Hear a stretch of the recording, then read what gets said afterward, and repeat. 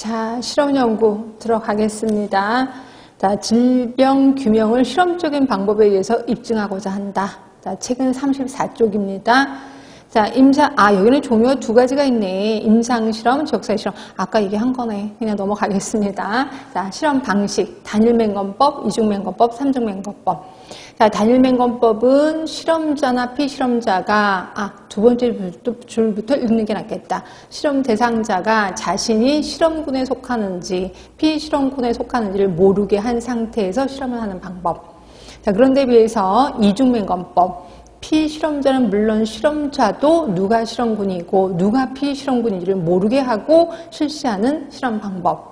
삼중맹건법입니다. 삼중맹건법은 제3자인 판정자, 통계자 역시 이러한 정보를 모르게끔 하는 실험 방법 말씀드렸고, 그럼 이런 맹건법의 목적, 이 맹건법은 시험 문제에 은근히 많이 나옵니다.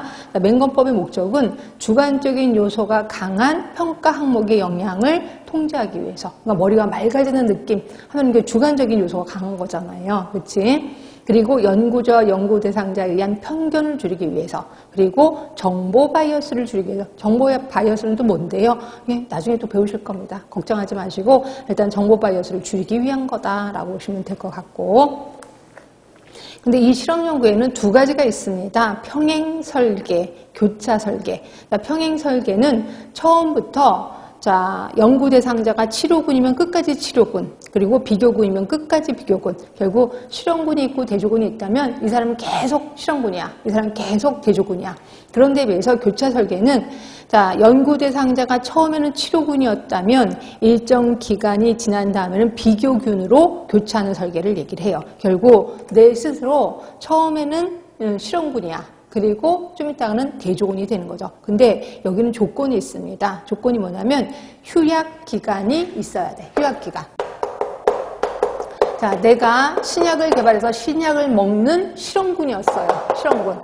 자, 그리고 나면 이제 대조군으로 갈 건데, 대조군으로 가기 전에 바로 가는 게 아니라 휴약 기간, 약을 끊는 기간이 있어야 되는 거죠. 왜? 내가 그다음부터 비타민C, 미약을 먹을 거거든요. 결국 처음에 먹었던 치매약, 신약하고, 그 다음에 위약을 먹는 과정에서, 비타민C인 위약을 먹는 과정에서 그 약을 끊는 기간, 휴약 기간을 좀 둬야 된다. 왜냐면 이거 서로 둘 간에 또 상호작용을 일으킬 수 있잖아요. 그래서 여러분들은 휴약 기간을 둬야 되는 게 교차 설계구나라고 머릿속에 좀 기억을 해주시면 좋습니다. 그렇게 있을 겁니다. 자, 거기 보시면 각 연구 대상 환자가 자신의 비교군 역할을 하도록 만든 설계인데, 이렇게 휴약 기간을 가져야 되는 이유는 먼저 시행한 치료약에 의해서 그 약에 잔류 효과가 있을 거 아니에요. 그리고 위함이고, 잔류 효과를 막기 위함이고, 또한 두 번째 약물과의 상호작용을 막기 위함이다. 그럼 두 가지네. 잔류 효과를 막기 위함, 또 하나가 상호작용을 막기 위함이다. 그러기 위해서 뭐를 가져? 휴약 기간을 갖는구나.